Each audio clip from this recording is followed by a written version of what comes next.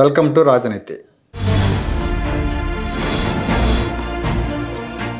పోయిన శనివారం విజయవాడ మాకినేని బసవపున్నయ్య విజ్ఞాన కేంద్రంలో అమరావతి రాజధాని నిర్మాణం నిధులు అనే అంశం మీద ఒక సదస్సు జరిగింది. ఈ సదస్సులో మాజీ మంత్రి వడ్డే శోభనాద్రేశ్వరరావు గారు, సిపిఎం నాయకుడు మధు, మాజీ ఎమ్మెల్సీ లక్ష్మణరావు గారు, సిపిఎం బాబురావు గారు, ఇట్లా ఇంకా కొన్ని లెఫ్టిస్ట్ సంఘాలు సంబంధించిన నాయకులు కూడా పార్టిసిపేట్ చేశారు. ఈ సమావేశంలో వడ్డే శోభనాద్రేశ్వరరావు గారు రైతులకు ఒక పిలుపిచ్చారు. మీ అందరికీ నేను చేతులెత్తి దండం పెడుతున్నా, రాజధానికి భూములు ఇవ్వద్దు అని ఆయన వేడుకొన్నాడు. భూములు ఇస్తే నష్టపోతారు, చంద్రబాబువి పిచ్చి ఆలోచనలు, ఆయన పిచ్చి ఆలోచనలతో రాష్ట్రం రాజధాని రెండూ నష్టపోతున్నాయి, ఇవి ముందుకు పోవు, గతంలో ఇచ్చిన రైతులు నష్టపోయారు, ఇబ్బందులు పడుతున్నారు, వాళ్ళ ప్రయోజనాలు కాపాడటంలో చంద్రబాబు నాయుడు గారు విఫలమయ్యారని మాట్లాడారండి. ఇక్కడ తొలి విడతలో 33,000 ఎకరాలు రైతులు ఇచ్చారు. ఇప్పుడు రెండో విడత తీసుకోవాలనే ఆలోచనలో ప్రభుత్వం ఉంది. దానికి ఇవ్వద్దని ఈయన అడుగుతున్నాడు, కోరుతున్నాడు.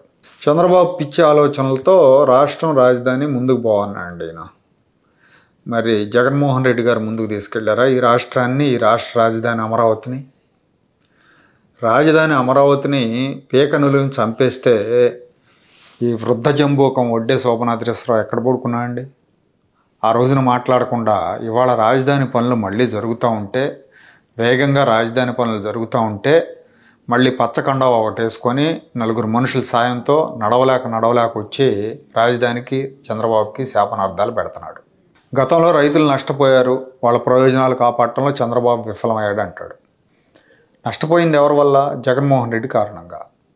వాళ్ళ ప్రయోజనాలు కాపాడాల్సిన బాధ్యత ఎవరి మీద ఉంది? జగన్మోహన్ రెడ్డి మీద ఉంది. ఇవాళ మళ్ళీ తెలుగుదేశం అధికారంలోకి వచ్చిన తర్వాత మళ్ళీ చంద్రబాబు నాయుడు గారు వాళ్ళకి కౌళ్ళు వేస్తున్నారు, రాజధాని అభివృద్ధి పనులు మొదలుపెట్టారు. జగన్మోహన్ రెడ్డిని విమర్శించడానికి ధైర్యం ఉండదు. చంద్రబాబు మీద అయితే ప్రతి ఒక్కళ్ళు, మంచంలో ఉన్న ముసలోడు సైతం ఒంటికాల మీద లేచి వస్తాడంటానికి ఇది ఒక ఉదాహరణ. ఉమ్మడి రాజధాని 10 ఏళ్ళు ఉంటే ఎమ్మెల్సీ ఎన్నికల్లో దొంగ ఓట్లు కొనడానికి ఓటుకు నోటు కేసులో బుక్ అయిపోయాడు. ఆ భయంతో ఇక్కడికి వచ్చేసాడు. యాక్చువల్లీ 10 ఏళ్ళు హైదరాబాద్ ఉమ్మడి రాజధానికి ఉంటే వదిలేసి ఎందుకు వచ్చారని అడుగుతాడు. 10 ఏళ్ళు ఉమ్మడి రాజధాని ఉందని చెప్పి 10 ఏళ్ళు హైదరాబాద్లోనే కులికితే ఆంధ్రప్రదేశ్ పరిస్థితి ఏంటి? ప్రభుత్వం అనేది ఏ రాష్ట్ర ప్రభుత్వం ఆ రాష్ట్ర రాజధానిలోంచి పనిచేయాలి. ఎక్కడో పక్క రాష్ట్రంలో ఉన్న రాజధానిలోంచి ప్రభుత్వం ఎట్లా పనిచేస్తుంది?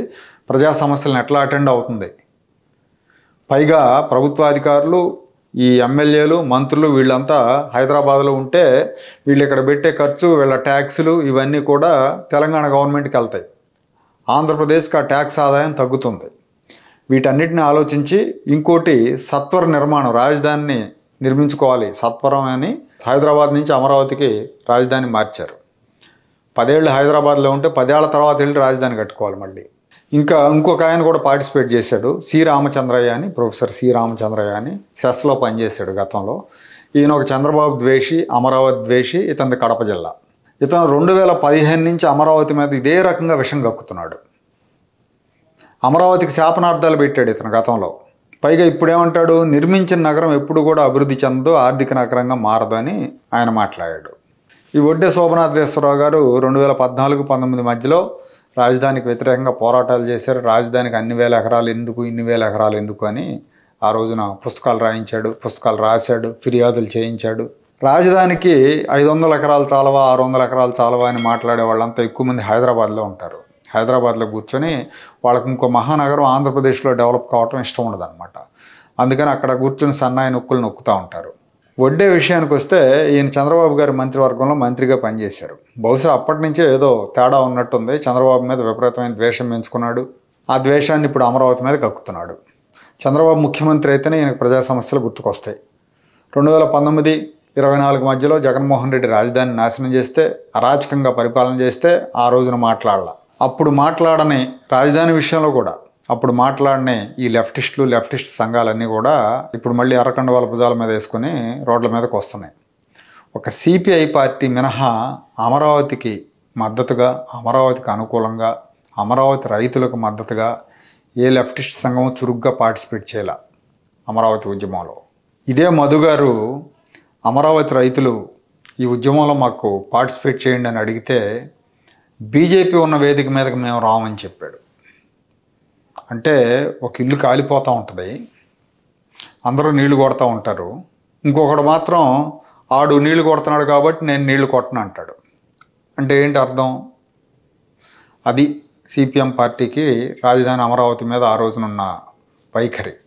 ఇక రైతులకు కేటాయించిన కమర్షియల్ ప్లాట్స్, రెసిడెన్షియల్ ప్లాట్స్ వాటిలో వ్యవసాయం చేసుకోవడానికి అవకాశం లేదు చంద్రబాబు నాయుడు గారు అంటారు.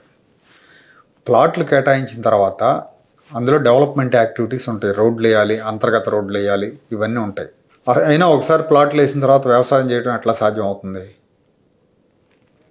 ఎవరి ప్లాట్లో ఎవరు పండించుకుంటారు వచ్చి? పైగా ఆయన వ్యవసాయం చేసుకోవడానికి అవకాశం ఇవ్వకపోవటం వల్లే పిచ్చి చెట్లు పెరిగినాయి అంటాడు వడ్డే శోభనాద్రేశ్వరరావు. పిచ్చి చెట్లు అప్పుడు పెరగల, జగన్మోహన్ రెడ్డి వచ్చి పాడుపెట్టిన తర్వాత పిచ్చి చెట్లు పెరిగినాయి. వాటిని తొలగించడానికి 40 కోట్లు ఖర్చు అయింది. వాస్తవంగా ఈ డబ్బులు జగన్మోహన్ రెడ్డి దగ్గర నుంచి వసూలు చేయాలి లెక్క అయితే. కానీ జగన్మోహన్ రెడ్డిని బ్లేమ్ చేయడానికి ధైర్యం లేక చంద్రబాబు నాయుడు మీద పడుతున్నాడు ఈయన. జగన్ గురించి మాట్లాడాలంటే వీళ్ళందరికీ డైపర్లు తడిసిపోతూ ఉంటాయి. ఈ సదస్సుకు హాజరైన వాళ్ళంతా ఆంధ్ర వ్యతిరేకులు, అమరావతి వ్యతిరేకులు, చంద్రబాబు నాయుడు ద్వేషులు. ఒక సిపిఐ మినహా మిగతా వాళ్ళందరూ, మిగతా పార్టీలు, మిగతా వ్యక్తులంతా కూడా జగన్మోహన్ రెడ్డి సింపథైజర్స్. సిపిఎం నేత మధు 5 ఏళ్ళు జగన్ పాలనలో ఎక్కడికి వెళ్ళాడో తెలియదు, వాయిసే లేదు. లక్ష్మణరావు వైసీపీతో లోపాయకారి సంబంధాలు పెట్టుకున్నాడు ఎమ్మెల్సీగా ఉన్నప్పుడు. విజయవాడలో ఒక సదస్సులో ఆయన సహచరుడైన ఎమ్మెల్సీని మల్లాది విష్ణు అనే వైసీపీ ఎమ్మెల్యే ఒళ్ళు బలిసి మాట్లాడితే బహిరంగంగా వేదిక మీద లక్ష్మణరావు అడ్డుకోలేదు, అదేంటని అడగలేదు, ఇది పద్ధతి కాదని చెప్పలేదు. అందుకే పెద్దవాళ్ళు ఊరికే చెప్పాల, తన్నేవాడికే మాట వింటారని. మెత్తగా ఉంటే ఇలాగే వచ్చి విషం కక్కుతూ ఉంటారు.